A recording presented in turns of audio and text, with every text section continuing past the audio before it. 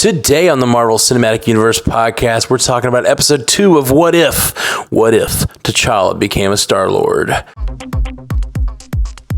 Welcome to the Marvel Cinematic Universe podcast. My name is Matthew Carroll, and Jeff Randall's not here.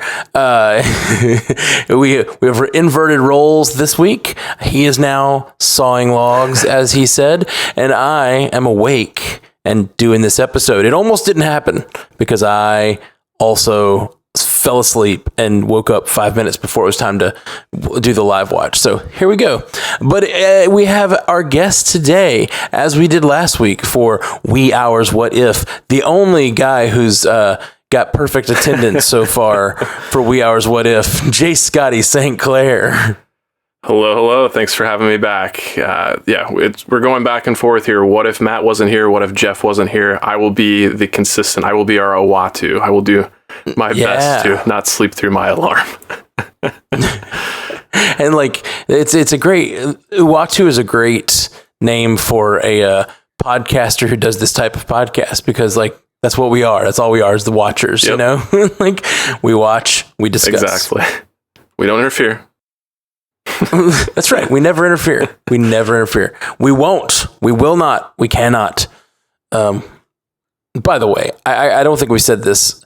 I feel like this is first episode stuff, but like when he says, I will not interfere, I cannot interfere, I won't interfere, that just makes me think at some point he's going to interfere. Oh, yeah, for sure. Like it's gotta be what's going to happen. Yeah. Some, like the end of the series will end with him like making some tweak to the multiverse. Yeah. Uatu doth protest too much. Yes, exactly. It's a good reference. Okay, let's talk about episode 2. What if T'Challa became a Star-Lord? What do you think, man? It was incredible. This was an episode I was definitely looking forward to, having it being to Chadwick Boseman's his final posthumous performance here. And it really didn't disappoint. It took that question of what if T'Challa had been abducted instead of Peter Quill, and it ran with it. And it was incredible to see all these crazy references, characters in completely different roles, so many laughs, so many just heartfelt moments. I felt like they took that first episode and they did such a great job right out of the gate, and this just upped the ante in every single way. Really, really impressed. Yeah. And T'Challa in the movies, to me, has always been a wise character, but in this, like, he's a real hero. Like his ability to bring. I mean, we were watching this episode, and this was what was so much fun to me, is he basically brings all these heroes and villains and all these people. Like, what does Thanos say? Something like, no greater weapon than a good argument, or something like that. Yeah. Like, why? We all have been saying it for years. Why did no one have the conversation with Thanos? Like that, yeah, sure, you think it's efficient, but like, no, there's a better way to do this. There's more than one way to attribute resources in the galaxy. Exactly. So good. That's one of my favorite things about this episode. And the way he changed Yondu too. Like, it's almost like, it's kind of ridiculous that this young boy, it is a little ridiculous, but like, but I love it. I love the idea of like the heart of like a pure person going out into the universe and just sort of changing the brutal climate of the universe. Does that make sense? Oh, like, totally. All those people are out there doing horrible things, but this version of Star-Lord is knows himself and has been trained to be a good king, basically, and goes out into the world. And like, I kind of wish there'd been a little bit of that, like a little bit of like, maybe, what's his father's name? T'Chaka. Oh gosh. Thank you. T'Chaka. I wish there'd been a little bit of that. I wish there'd been a little more like T'Chaka teaching T'Challa something at the very beginning that maybe he goes on to teach. I think there is something there, but it kind of doesn't line up with the Wakandan view of things, right? Because he says there is no treasure as great as those who it can. There's no greater purpose for a treasure than it helping people or something like that. I'm impressed with your level of recall this early in the morning, just based on a first watch. But yeah, the main takeaway that I got from it as much as like Black Panther has a lot of echoes of like the Lion King, it did kind of feel like that Lion King moment to me as well, as like what's beyond us that you don't understand is potentially dangerous, and like that was kind of T'Challa's moment of rejecting that idea a little bit and running headlong. But I do agree with you. It felt like T'Challa had learned some lessons of diplomacy that he was able to take with him into the wide galaxy, and it might have been nice just to get that explored a little bit to justify that a little bit. Yeah, exactly. Because what we know of Wakanda is that they don't necessarily help. Sure. Like that's the whole point of Black Panther, is that they're not helping everyone. They're just protecting Wakanda, and doing some good around the world for sure. But like, they hide their power. And the quote I wrote it down is, no treasure is worth the good you can do with it. Okay. Which is a beautiful sentiment. That is up there with like, with great power comes great responsibility. I mean, it's kind of the same thing, right? Yeah, it is in essence. Yeah, it is very poignant. So thanks for highlighting that one. Hopefully that gets the same traction as a line like that. Cause Yeah, I like that line a lot. That was really cool. But yeah, just him going out into the universe and changing it so drastically by just being himself and like encountering people and changing their hearts to some degree. That's super fun. For sure. What did Yondu said that he's the soul of the Ravagers? Yeah. Yeah, but I'm still the captain. Yeah. Good stuff. And yeah, just seeing these different versions of these characters, particularly, I did not expect Thanos at all, and he became a huge part of this episode. Oh, yeah. His relationship not only with the Ravagers as a whole, but his relationship with Nebula in just an entirely different context was great, and he got to have a great action sequence just talking about the animation a little bit. This one, I feel like we didn't get as much action as we got with Captain Carter. Obviously, we got some more character interactions and a lot more dialogue, which I appreciated, and a ton of references. But when Thanos had his action sequence, I really liked the fact that they brought in like those white action lines, and we had like shockwaves of impact when Cole Obsidian was hitting with the hammer and getting taken out by Proxima Midnight. It was just really, really awesome and totally surprising when the first time he steps onto the screen and you hear Josh Brolin's recognizable voice delivering those friendly lines. It's just such a pleasure. Lots of great recognizable voices too, like Thanos being one of them, but also I'm not gonna remember the actor's name. The guy who Star-Lord. Jaimin Hansu. Korath. Jaimin Hansu, Korath the Pursuer. Yes. He was hilarious. I loved. He's hilarious. Like everyone's just shown in such a different light in this. And what was funny to me is it's a very Guardians of the Galaxy tone to the humor. Sure. But like completely different characters. Drax shows up, and basically it's just the bad guys from Guardians of the Galaxy. The other Guardians don't even show up, which I thought was weird. I thought we were going to get an episode where T'Challa meets the Guardians, but instead we got this episode with like just Drax for a second, but T'Challa's group of heroes that he's assembled around him is like Yondu and the Ravagers, who he's converted into Robin Hood figures, and then like Thanos and and Nebula, his daughter. Nebula, Thank you. Golly, it's early in the morning. No problem. Remember? Yeah, Drax was bartending, so it kind of makes sense that he only had the one line. So it kind of makes, as not to derail the conversation too much about the behind the scenes stuff, but we know that Dave Bautista didn't come back to voice Drax because he wasn't even asked. Right. But it kind of makes sense considering it's only one line. But that's true. Karen Gillan as Nebula was awesome. That's another one. Just apparently her being introduced to T'Challa, and I love that fact that she refers to him as Cha-Cha.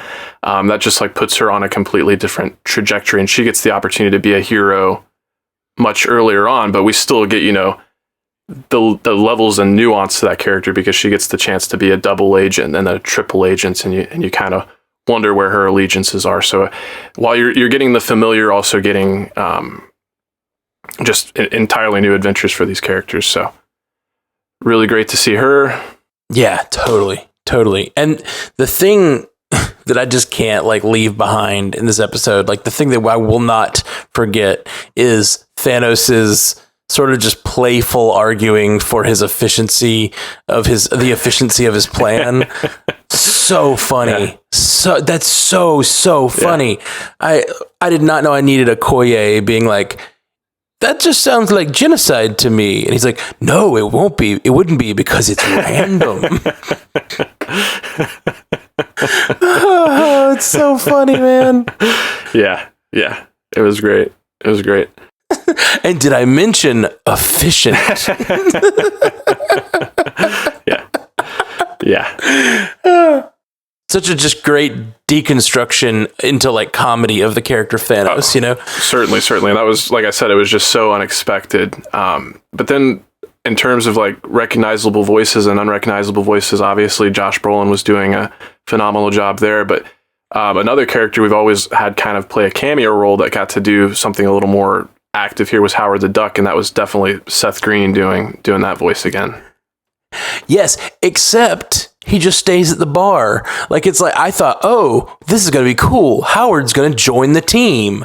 And then he's like, he's left in a room going, wait, where are you going? Happy hour's just, and then the door closes. It's like, that was pretty perfect. Like he helps out a little bit, but he's still just like going to stay in the collector's collection drinking.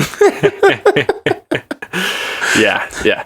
And so many references. We got to see Cosmo there in the collector's office, and Cosmo made friends with Thanos. Did join. Yeah. Yeah. He does join the crew. That's so fun. Yeah. But just outside of the MCU, like there's almost like too many references to even like go over. You brought up Robin Hood. I really appreciated what was the character? I guess it was Yondu. He was trying to come up with Robin Hood, and he said Robin Leach, which is a great, if anybody's familiar with Lifestyles of the Rich and Famous, that was the host of that.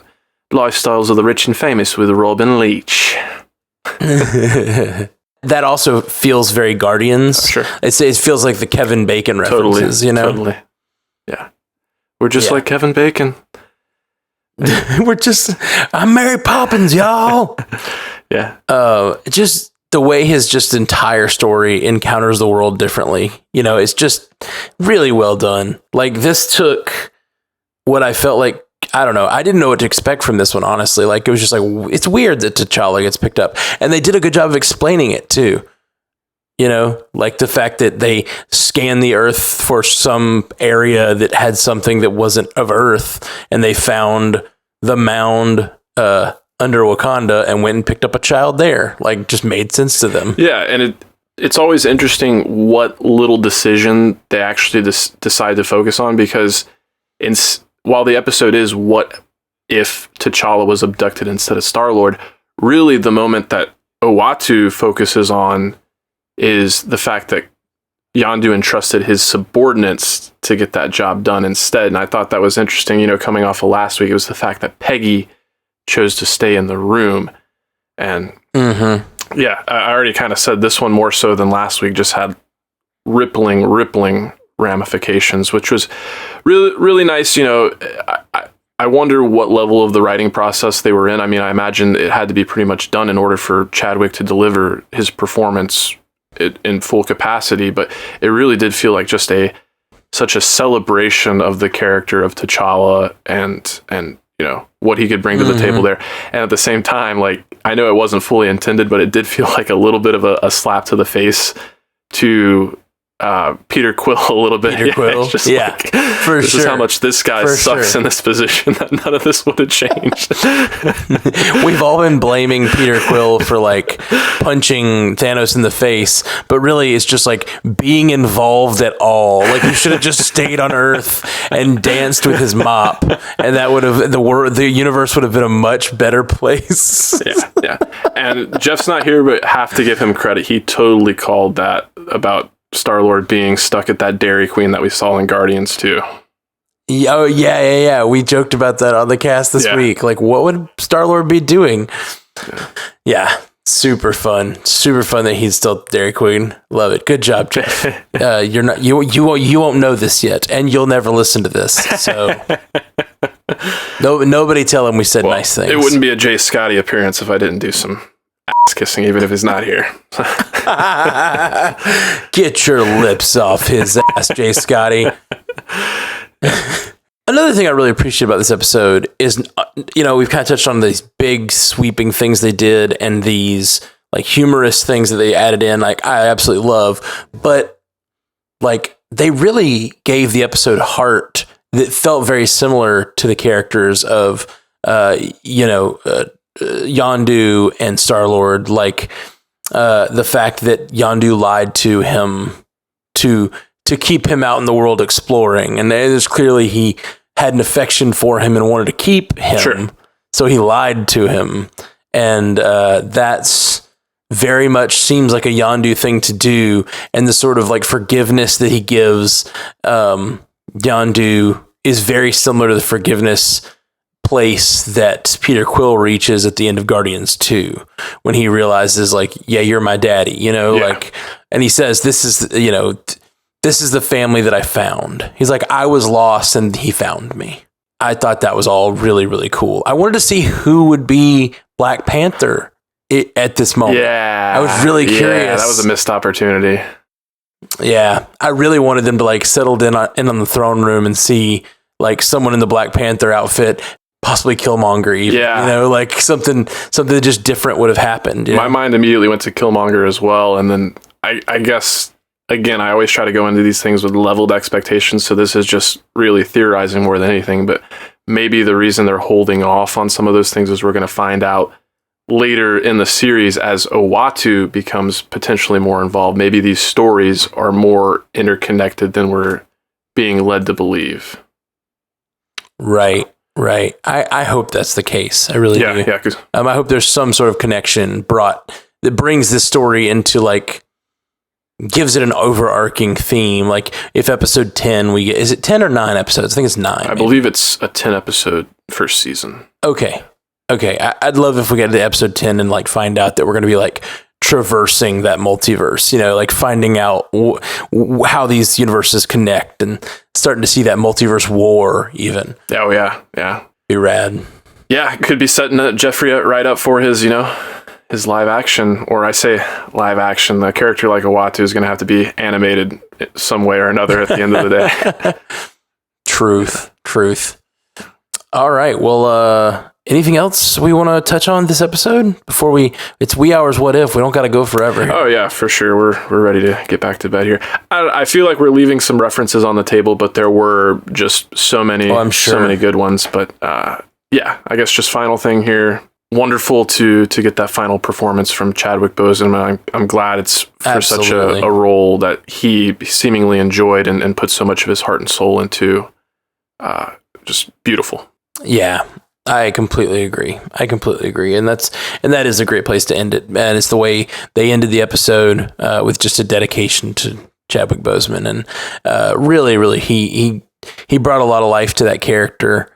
And I don't know. This was such a great swan song. I've said in the past that I think the character T'Challa is a little underserved in the first Black Panther, and after his death, I really took it as like he's underserved, but he's also so giving to the other characters. Like he allows the other characters to take the lead, and especially him knowing the fights he was going through, like allowing these other characters to be built up, like Shuri and Okoye.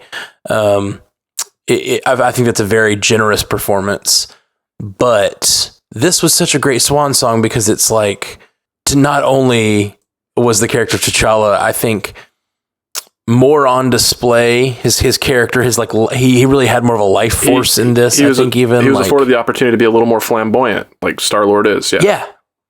Yeah, exactly. And just be sort of a fun, a little more quippy. Like he's really great. But also, like he made such an impact, like on the universe, and like that's so cool to see this character that I don't feel like got as much of their due, and would have continued to get their due, but that won't happen now. And so to get a chance to say like, what if T'Challa had the chance to like see the universe? What kind of impact could he have had? It's almost like it's kind of a beautiful way of say goodbye to Chadwick Boseman. You know, Certainly. he made such a difference with the life he had. Like, what could he have done with even more, you know? And yeah, love it. It's really beautiful. So guys, thank you so much for joining us. Before we get off here, I gotta say, so you know, we talk about our what if plans, and in other shows we do 3 episodes a week. We do like the wee hours what if, Midnight Marvels or whatever you want to call this little short instant reaction, and then we do a full longer episode, and then we do a feedback episode. Well, this time we did not have the resources to do 3, and so basically Animation Deliberation is doing the full breakdown. So if you follow along on the Marvel Cinematic Universe podcast and you want more breakdown of what if and what is going on, do not miss out on Animation Deliberation. They're a Stranded Panda podcast. Me and Jeff are going to appear on some of those episodes. So be checking out, go subscribe, go give them a 5-star review.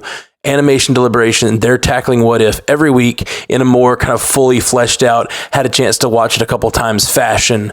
So like check out Jay Scotty and Zuhair Ali over there. Right, Jay Scotty? That's right. Animation Deliberation is the podcast that takes action, animation, and cartoons seriously, but not too seriously. So this is kind of the perfect melding of worlds. Me being a huge MCU fan as well as a fan of animated content, it really is just the perfect time here. So as Matt mentioned, join us every week. We've been kind of recording on Thursdays, so these drop Tuesday night, Wednesday morning. I usually have them out by Friday, Saturday at the latest, and they really will be that deep dive into all the ramifications of the questions of what if, as well as, diving a little bit more into the vocal performances and the animation style. So we had a lot of support just in our first episode of coverage for Captain Carter. It's the first time we broke the top 10 for animation and manga in the United States since we started covering Invincible. So really appreciate everybody listening, and drop us some reviews. That'll be a great growth opportunity for us. And thanks for having me here to do these instant reactions. I always look forward to it, and good times. Awesome, man. Well, thanks for being here, Jay Scotty. And we will be back with you guys soon. Lots more what if talk and other news talk and all that coming this week. We'll talk to you soon. Peace. Until next time, true believers. Thank you for joining us for the Marvel Cinematic Universe podcast. Available everywhere you get podcasts, and now a video version streaming live on twitch.tv/strandedpandatv and available at youtube.com/strandedpanda. And if you'd like to learn more about all of our other podcasts, geeky projects, and ways to support the network, visit strandedpanda.com.